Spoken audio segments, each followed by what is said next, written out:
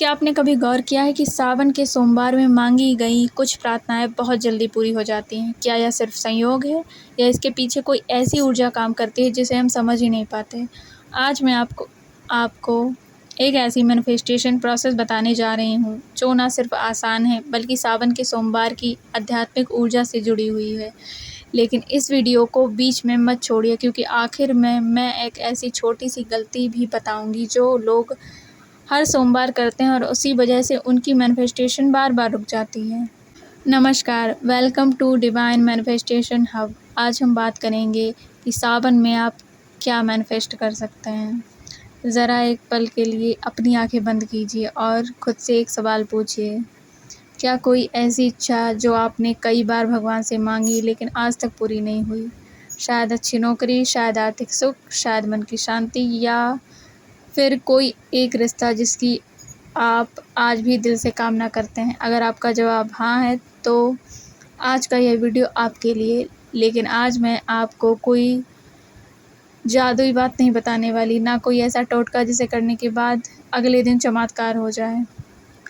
आज हम बात करेंगे सावन के सोमवार की ऊर्जा, उस ऊर्जा की जो हमें बाहर से नहीं भीतर से बदलती है। बहुत लोग सिर्फ सोचते हैं कि मैनिफेस्टेशन का मतलब है सिर्फ इच्छा मांगना, लेकिन सच यह है कि मैनिफेस्टेशन का अर्थ है अपने विचार, अपनी भावनाएं और अपने विश्वास और अपने कर्म, इन चारों को एक ही दिशा में ले जाना। बाकी मन में कोई भी विचार नहीं होना चाहिए। और जब यही प्रक्रिया सावन के सोमवार जैसी आध्यात्मिक ऊर्जा के साथ जुड़ जाती है तो व्यक्ति के अंदर गहरा परिवर्तन शुरू हो जाता है। दोस्तों, भगवान शिव को भोलेनाथ कहा जाता है। क्यों? क्योंकि वे बाहरी दिखावे से नहीं, दिल की सच्चाई से प्रसन्न होते हैं। वे आपकी भावनाओं को देखते हैं, ना कि आपके ऊपरी दिखावे को। उन्हें महंगे फूलों की ज़रूरत नहीं, उन्हें आपके सच्चे मन की ज़रूरत है। यही कारण है कि सावन का हर सोमवार आत्मचिंतन, शुद्ध संकल्प और नई शुरुआत का प्रतीक माना जाता है।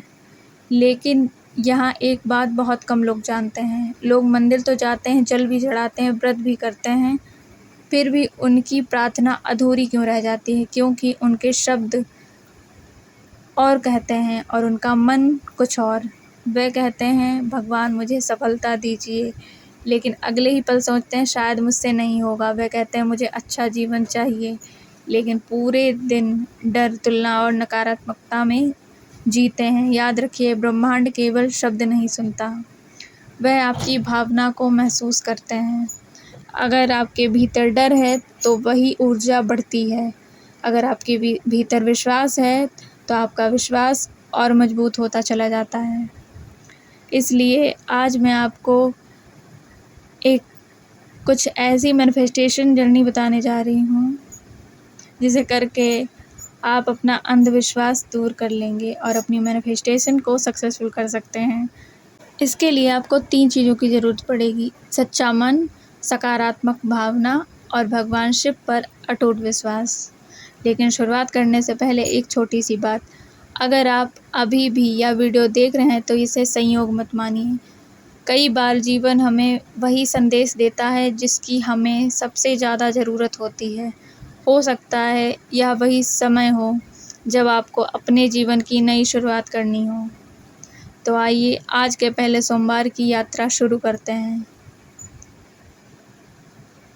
पहला सोमवार, मन की शुद्धि। किसी भी मैनिफेस्टेशन की शुरुआत इच्छा से नहीं, मन की सफाई से होती है। सोचिए, अगर एक गिलास में पहले से गंदा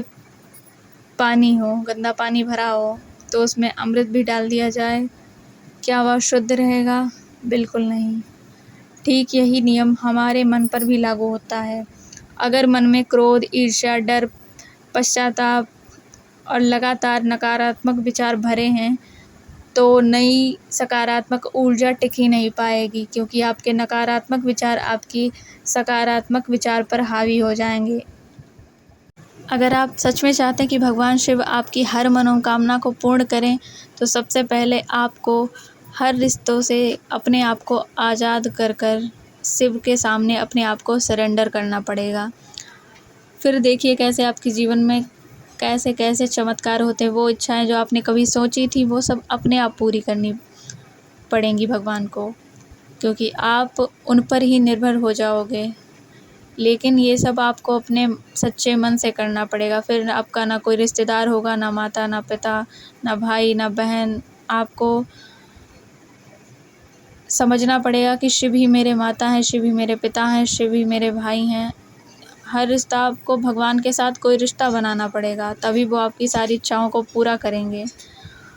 आप चमत्कार देख के हैरान रह जाएंगे और बस मन में सिर्फ शिव का ही ध्यान करना होगा सुबह शाम, और बाहरी बातें आपके मन में कोई आनी नहीं चाहिए।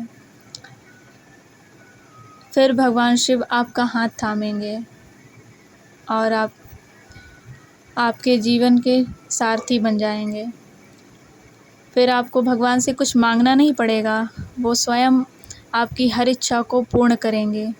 लेकिन उससे पहले आपको भगवान के आगे सरेंडर करना पड़ेगा,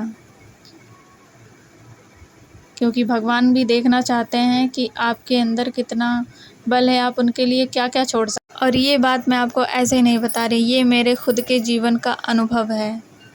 जब आप भगवान शिव को अपनी लाइफ की डोर थमा दोगे, फिर देखिए आपकी आंखें फटी की फटी रह जाएंगी, आपकी इच्छाएं पूर्ण होती चली जाएंगी। आपको कुछ मांगना ही नहीं पड़ेगा, सब कुछ अपने आप पूरा होता चले जाएगा। बस आपको भरोसा रखना पड़ेगा, सरेंडर करना पड़ेगा और भगवान शिव के मंत्रों का मन ही मन हमेशा जाप करना दोस्तों पड़ेगा। याद रखिए, भगवान शिव आपकी इच्छा पूरी करने से पहले आपको उस इच्छा के योग्य बनाते हैं।